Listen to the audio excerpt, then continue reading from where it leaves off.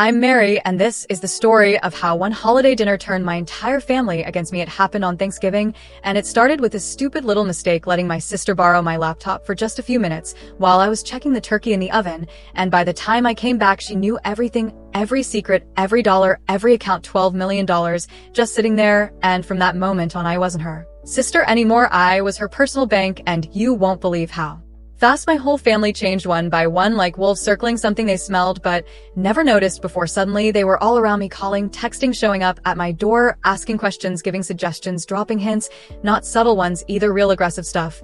And if you're wondering how a girl like me ended up with $12 million without anyone knowing, you're gonna find out. But first, I need to take you back just a little bit before the dinner, before the laptop, before the chaos, because none of this started with money. It started with love, trust, and the kind of family you think would never turn their back on you until they do. And hey, if you're still watching this, I want to know something. Would you share your fortune if you found out your family was struggling, or would you keep it quiet like I did? Tell me in the comments. I really want to hear what you do, because honestly, I thought I was doing the right thing, but I learned real fast that silence doesn't protect you, it only delays the explosion. And speaking of explosions, let me tell you about the moment everything actually blew up. It wasn't when my sister saw the money. It wasn't even when she made that little joke at dinner. No, it was later, when I found out who really tried to take it from me. But we'll get there. The truth is, I never wanted this. I never wanted to be rich or secretive or paranoid. I just wanted peace and maybe a little safety for once in my life. I grew up in a house where every dollar was stretched, every gift came with guilt, and every favor was a future debt.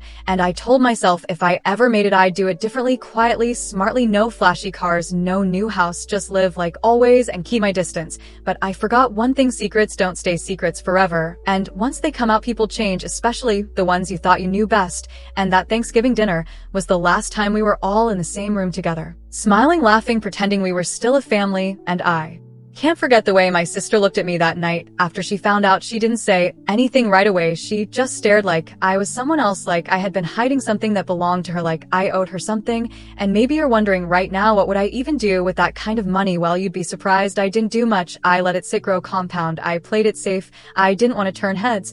I didn't want to feel like a target, but in the end, it didn't matter.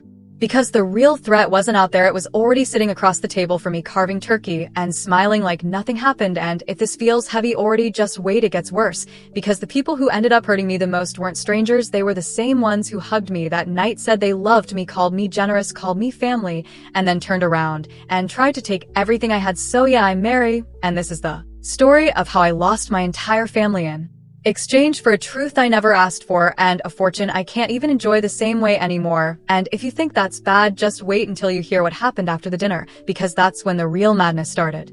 Growing up, we weren't poor, but we definitely weren't comfortable either. We were the kind of family that always bought things on sale, used coupons for everything, and wore hand-me-downs without complaining. We lived in a small house in Indiana where the walls were thin and the heat never really reached the bedrooms. In winter, my mom worked part-time at a diner, and my dad was a mechanic who barely took days off. And even though money was always tight, my parents raised us to act like it wasn't. They always said things like, as long as we have each other, we're rich. And at the time, I believed them. I believed in family and loyalty and sacrifice. I really did. I was the quiet kid, the responsible one, the one who got good grades and never got into trouble. I didn't ask for much. I didn't need much. I just wanted peace and maybe a little recognition once in a while. My older sister, Carol, was the opposite: loud, dramatic, always in trouble. She had a way of pulling everyone into her chaos and somehow making herself the victim every single time. And yet my parents always seemed to defend her like she could do no wrong. It used to bother me a lot, but over time I stopped fighting it. I started focusing on myself, my studies, my goals. I knew that if I wanted something better, I'd have to build it myself, brick by brick, in silence. No shortcuts,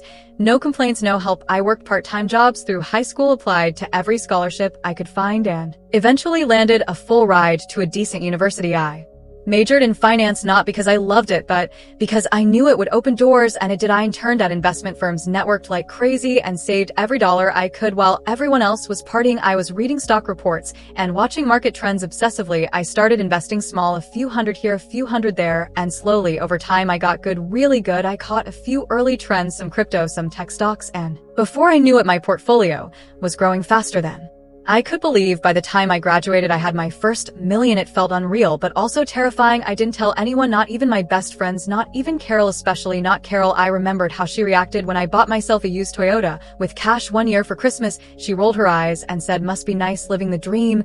And I knew then, if she found out I had serious money, she'd never let it go, so I kept it quiet and kept building, and by 29 I had turned that 1 million into 12, and yeah, I know that sounds insane, but I wasn't living like a millionaire. I was still wearing the same jeans from college, still renting a modest apartment, still saying no to vacations and shopping sprees. I told myself I was playing the long game, waiting for the right time, the right reason to use the money, maybe buy a house, start a business, retire early, or maybe help my parents when they were older, but I never got the chance to decide that for myself, because the moment Carol found out, everything changed. And here's the thing, I know what you might be thinking: why didn't I just tell them? Why didn't I just share the good news? But you don't know my family, not the way I do, and my family money isn't just money, it's power, it's leverage, it's guilt, it's control. I saw it when my uncle won the lottery and suddenly had cousins he'd never met. I saw it when my aunt got a settlement and people started showing up at her house pretending to care. I knew what would happen if I told them, and I wasn't wrong, but what I didn't know was just how fast they would turn, how deep they would dig, and how far they'd be willing to go to get what they thought they deserved. And it all started with that dinner, that one innocent holiday, where I just wanted to be around family, eat some good food, and pretend for a few hours that life was still normal. I had no idea that by the end of that night, everything I believed about love, loyalty, and blood would be shattered beyond repair, and trust me, I wish this story had gone another way, but I didn't write the ending, they did. And once Carol opened that folder and saw the truth, there was no putting the genie back in the bottle. Thanksgiving has always been a big deal in my family, not because we're super traditional or anything, but because it's the one time of year when everyone shows up. No excuses, no last-minute cancellations, just a full house, noisy kitchen, too many casseroles, and at least 3 arguments before dessert. It's chaos, but the kind that used to feel warm like home. This year was no different, or so I thought. I got to my parents' house early, helped my mom set up the table, peeled potatoes while she prepped the turkey, and everything felt normal. Carol showed up around noon with her usual energy, loud hugs, laughing too hard, talking about how traffic was a nightmare and how she forgot to bring wine again, and I smiled and nodded, just glad she was in a good mood. She asked if she could use my laptop, said her phone was dead and she needed to check an email from her boss, something about a work schedule. I didn't think twice. I handed it to her and went back to the kitchen. I didn't know it then, but that was the last normal moment I'd have for a long time. About 20 minutes passed, and I walked back into the living room to grab my laptop. She was still there, still on it, but the energy had shifted. She wasn't typing, she wasn't scrolling, she was staring, frozen eyes, wide jaw slightly open. She looked like she'd seen a ghost. I asked if everything was okay, and she jumped, closed the screen, smiled awkwardly, and said, yeah, just a weird spam email. I nodded and took the laptop back, but something about her felt off. She was too quiet, too polite, too composed, not her usual chaotic self. And during dinner, I found out why. It started small, just a throwaway comment. Really, we were talking about dream vacations, and Carol said something like, well, with 12 million in the bank, Mary could fly all of us first class to Bora Bora, and no one would even notice. At first, I thought I misheard her. The table went silent, forks paused mid-air. My dad raised an eyebrow. My mom tilted her head, and my youngest brother laughed nervously, like it was a joke. I tried to play it cool, said, haha, if only, and shoved a spoonful of stuffing into my mouth. But Carol wasn't done. She kept going, said I was always good with money, said I was probably sitting on a gold mine and just never told anyone, said maybe I was saving it all for myself while the rest of us are out here working 9 to 5, struggling to pay rent. And she smiled, that kind of smile that looks friendly but feels like a knife in the ribs. I looked around the table and saw the shift in everyone's faces. Something had changed, something permanent. After dinner, while everyone was picking up pie, Carol pulled me aside into the hallway. She crossed her arms, leaned against the wall, and said, you should have told me. And I said, told you what? And she rolled her eyes, said, cut the act. I saw your files, the balance sheets, the account numbers, 12 million. Mary, you've been sitting on a fortune. And for what I tried to explain that it wasn't what it looked like, that most of it was investments, not liquid, not spendable, not like she thought. But she wasn't listening. She was already thinking 5 steps ahead, already spending it in her mind. She said, you owe us, we're family. And I said, I don't owe anyone anything. And that's when her face changed, hardened. She said, Mom and Dad sacrificed everything for you. They helped you with college. They gave you a roof. They believed in you. And now you're rich and hiding it from them. That's betrayal. Mary, plain and simple betrayal. And then she walked away, left me standing there stunned, heart racing, mind spinning. And that was when I realized this wasn't about curiosity or even jealousy. This was about ownership. Carol thought she owned a piece of me because we shared blood, because we shared memories, because we used to share a bedroom as kids. And in her mind, my success wasn't mine, it was communal, and from that moment on she wasn't just my sister anymore, she was my enemy, disguised as family, and the worst part, one didn't even see the others coming yet, because while I was still trying to process Carol's reaction, the rest of them were already planning their moves, and it all started with one borrowed laptop on one holiday afternoon. The day after Thanksgiving, I woke up to 3 missed calls and 5 texts from my mom, all of them saying some version of, "Hey honey, can we talk, or call me when you get a second, nothing urgent." But you know when a message feels heavier than it looks, that was the vibe, and sure enough, when I called her, she sounded weird, not angry, just careful, like she was walking across a frozen lake and didn't want to crack the ice. She said, "Your sister told me something last night," and I said, "Okay," and she said, "She told me you've been doing really well financially," and I said, "Yeah, I guess." And then there was a pause, a long pause, and then she said, "Mary, if you ever needed help, we'd be there for you." And I said, "I know, Mom." And she said, "So maybe now it's time you did the same for us."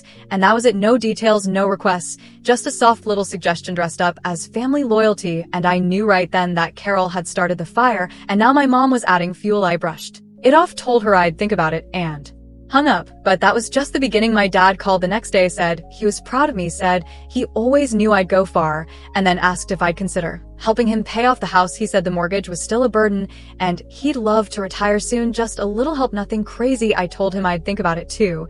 And then my brother texted saying he had this great idea for a food truck and he just needed someone to believe in him, to give him a shot. I didn't respond right away, and that's when the tone shifted. Carol texted again, this time more direct. She said, "Ignoring us won't work, we know you have it, and pretending like you don't just makes you look selfish." And again she used the word, "Oh." She said, "You owe this family." And I started to wonder how they all got so coordinated so fast. It was like a silent group chat had formed behind my back, and I was the only one not invited. Every hour someone else had a new idea, a new dream, a new plan, and all of them somehow needed me to fund it.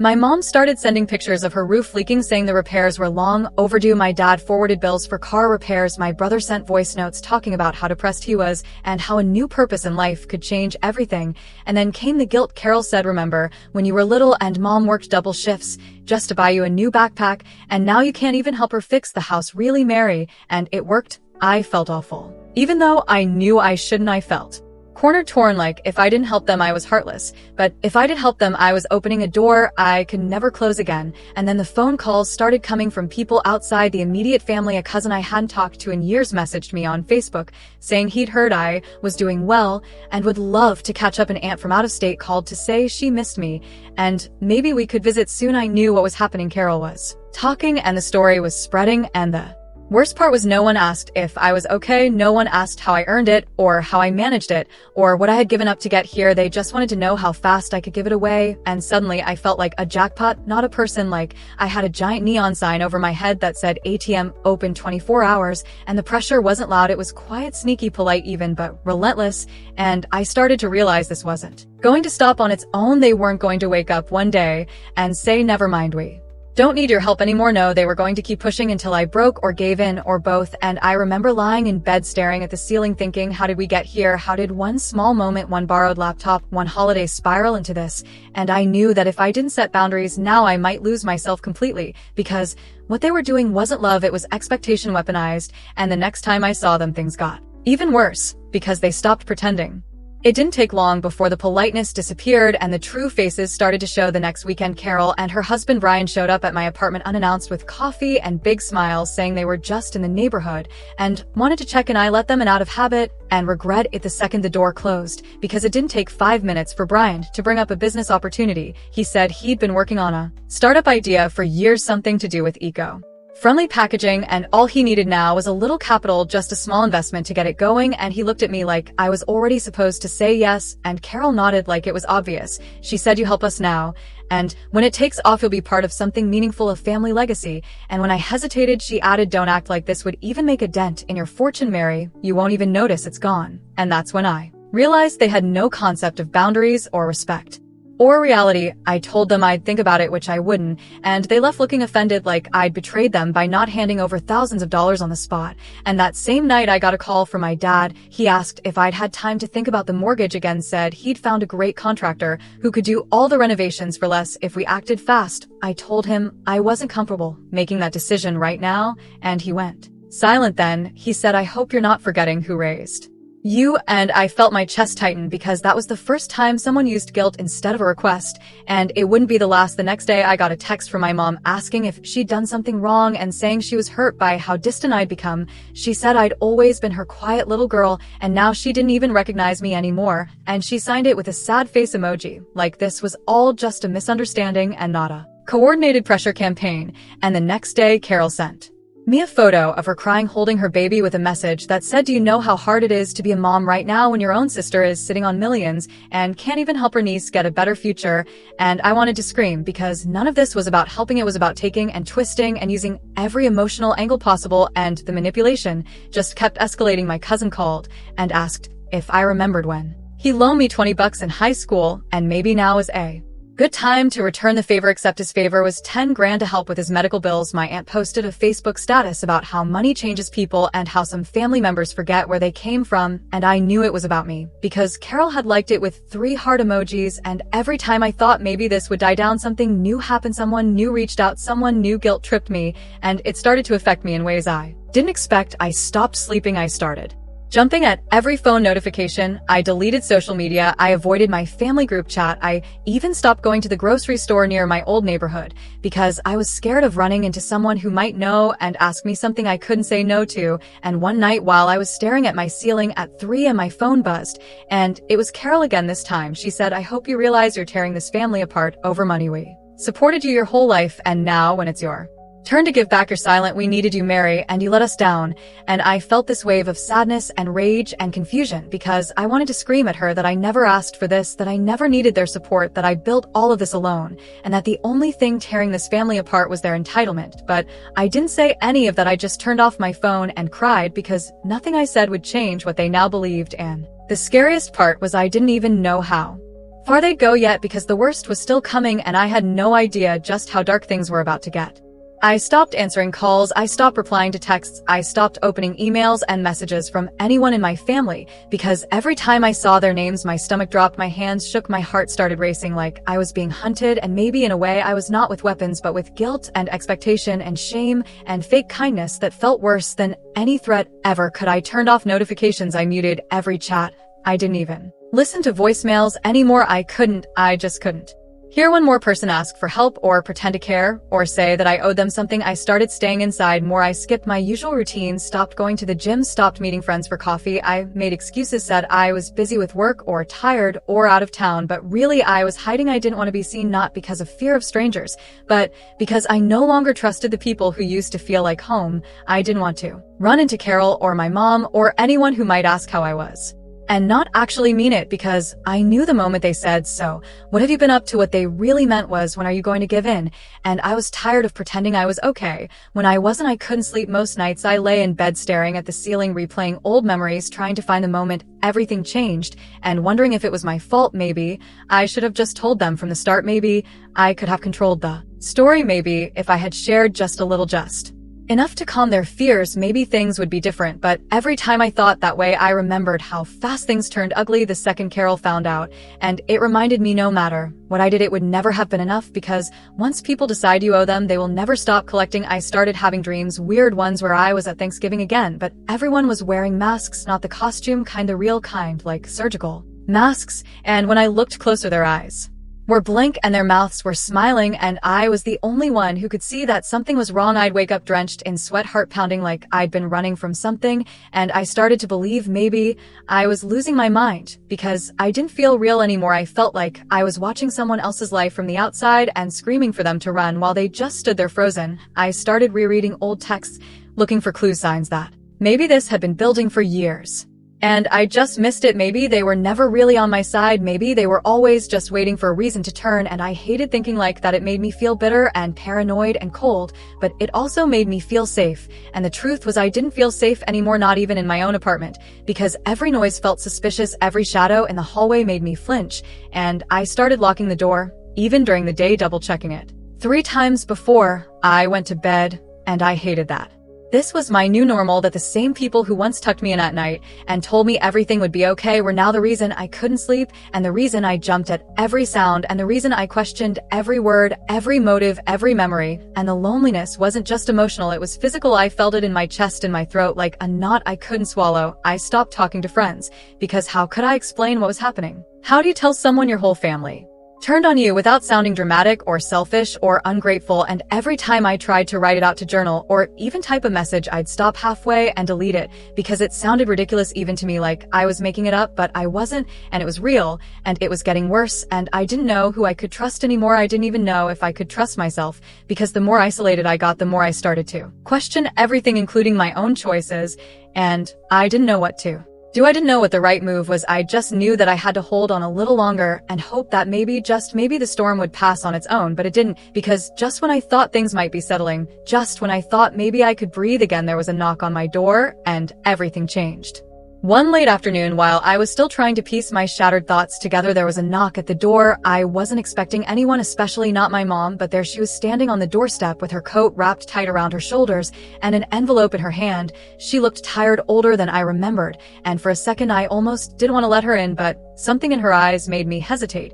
She said, "Can we talk?" And I said okay, and she stepped inside the apartment and sat down on my couch, and I sat across from her, and there was this heavy silence between us, like a storm waiting to break. Finally, she took a deep breath and handed me the envelope. She said, "This is something I thought you should see." I opened it, and inside was a legal document, a transfer of assets, saying that some of my investments and properties were being moved into a trust, and that I was the sole beneficiary. At first, I was confused. I didn't understand why she was showing me this. Why now? Then she said, "It's to protect the family and calm things down." She said, "With everything going on with Carol and the rest of them, this trust would make sure the money was safe and that I could keep control." And I wanted to believe her, but there was something in her voice that made me doubt it, something that sounded more like a warning than a reassurance. I asked why she was involved, why she was helping me, and she said, "Because she loves me." But then she said something that cut deeper than any argument Carol ever made. She said, "You wouldn't be anything without us." And those words echoed in my mind long after she left, like a shadow that followed me everywhere. And I realized that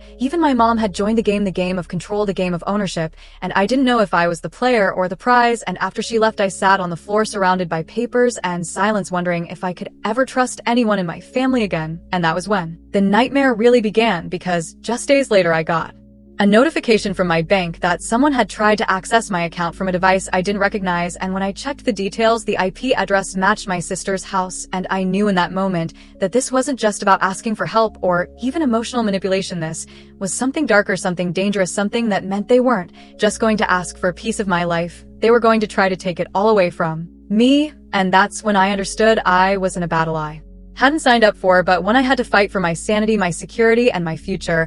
And even though it hurt more than I ever imagined, I was ready to stand up and fight back, because if this was what family looked like, then maybe it was time to redefine what family really meant.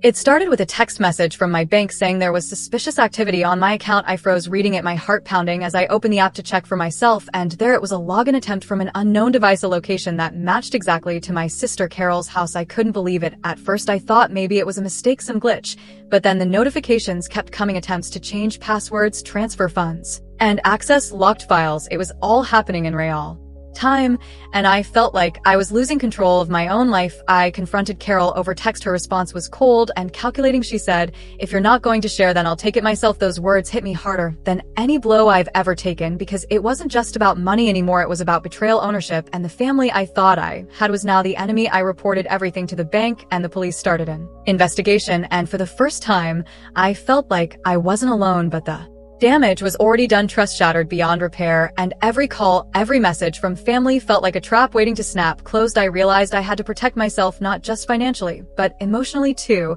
And in the middle of all this chaos, I found a strange kind of strength, a clarity I hadn't known before. This was my life, my money, my choices, and no one had the right to take that away from me, even if they were born into my family. And so I started fighting back, legally setting boundaries, cutting ties, and preparing for what would be the hardest battle of my life, because the people I loved most had become the people I had to guard myself against, and the line between love and hate blurred until it was impossible to tell where one ended and the other began. And that's when I understood the true cost of secrets and fortune, and why sometimes the greatest betrayal comes from those closest to you. After reporting the attempted theft to the authorities, I thought things would calm down at least a little, but instead it felt like the walls were closing in faster than ever. My family split into factions. Some denied everything, some accused me of lying, and some tried to play the victim. It was a mess. Court papers arrived soon, enough legal jargon I barely understood, but I knew one thing: this was serious. This wasn't just about money anymore. It was about trust, betrayal, and survival. I hired a lawyer, someone who specialized in family disputes and financial crimes, and she warned me it wouldn't be easy, that this fight would cost me more than money. It would cost me relationships and peace of mind. And she was right. The hearings were long and painful. I sat in cold rooms watching faces I once loved twisted by greed and anger, and even though I tried to keep my composure inside, I was breaking piece by piece. But somewhere in the chaos, I found clarity. Clarity about who really mattered and who didn't. My parents surprisingly stayed mostly silent. They didn't take sides openly, but their distance spoke volumes, and Carol's side grew more desperate with every hearing. They sent letters, made threats, tried to discredit me, and the community started to whisper rumors that I was greedy, selfish, ungrateful, and the hardest part was knowing some people I cared about believed those lies too. It felt like losing twice. The emotional toll was heavy, and I questioned if keeping the secret was worth all of this. But then something shifted, something inside me snapped. I realized I wasn't just fighting for money, I was fighting for my dignity, for my future, for the chance to live life on my own terms. And slowly, I started pushing back, not just in court, but in my everyday life. I rebuilt boundaries, cut off toxic ties, and started focusing on the few relationships that weren't poisoned by greed. And the day the court finally ruled in my favor, I felt a bittersweet victory. Because yes, I won the legal battle, but I lost my family, and I knew some wounds wouldn't heal. And I learned a hard lesson, that sometimes the people you expect to be your strongest support can become your biggest threat. And if I could give you one piece of advice from all this, it would be this: trust carefully, share wisely, and remember that family isn't always who shares your blood, but who respects your soul. After everything I went through, after losing my family, after fighting legal battles, and feeling completely alone, I learned some things that I want to share with you, because maybe you're watching and feeling trapped or confused or betrayed just like I was. First, not everyone who calls themselves family deserves that title. Sometimes family is about love, respect, and trust. And if those things aren't there, then maybe it's time to redefine what family really means. Second, secrets and silence can protect you, but they can also destroy you, so be honest, but be smart about it. Third, never let anyone make you feel guilty for protecting yourself, for setting boundaries, for saying no, because your peace matters more than anyone's expectations. And finally, remember that money can change people and situations, but it can never buy true loyalty or unconditional love. I'm Mary, and I told you my story not to scare you, but to remind you that you're not alone, and that sometimes the hardest battles bring the strongest growth. So if you liked this story, don't forget to hit that like button, subscribe to the channel, because there are more stories like this one waiting for you right now on your screen. And I'd love to hear your thoughts about family, money, and betrayal, so please leave a comment and let's talk about it, because your voice matters. Thank you for watching, and I'll see you in the next video.